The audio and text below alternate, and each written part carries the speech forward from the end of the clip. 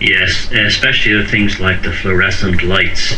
I find when I was in hospital, I found the most difficult thing of all to deal with was the fluorescent lighting.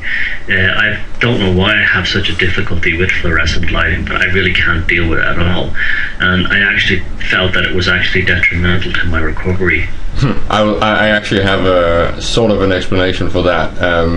The human brain and the human sight is designed to work on a flicker frequency of about 25 images per second. This is also what you use when you do video. But if you want to embed something in between the flickers, then you actually have to have a higher frequency than your flicker frequency. So it is kind of weird that the current flicker of fluorescent light and any artificial light is actually about 50, which is exactly so it's twice. It's exactly twice. So you can actually have a whole alternate reality embedded in the same frequency. That means that you are getting stressed because you are getting more flicker information than you can handle. Yes, and I found that very profoundly when I worked in office buildings.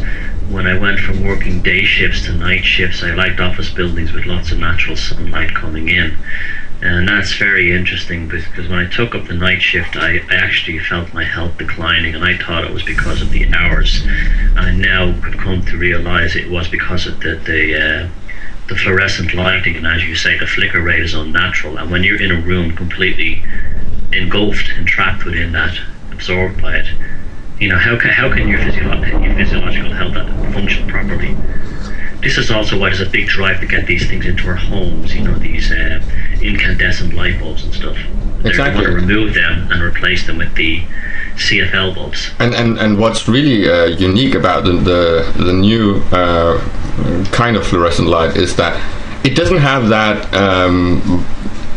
obvious on-off effect as there's the ballast has to charge. Now it's more like a dimming and brightening.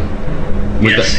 And it's actually not turning off the light, it's just making sure that everything is like pulsing. So you're getting that same state as if there's a hum visually in your mind. And this is also, if you look at stuff, things like strobe lights. That strobe lights can get you nauseous and make you sick, and even get you to have seizures.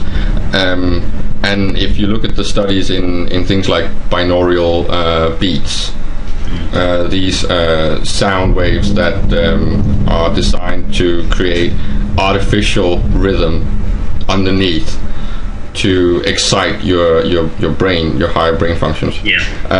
If you take all these things together, it's all very much a part of setting a mood.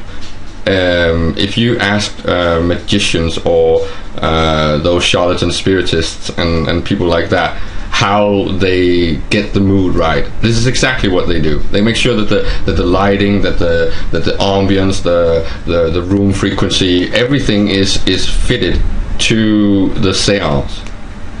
Yes, well, light has, the whole concept of the light can be used in two ways, to illuminate or to blind.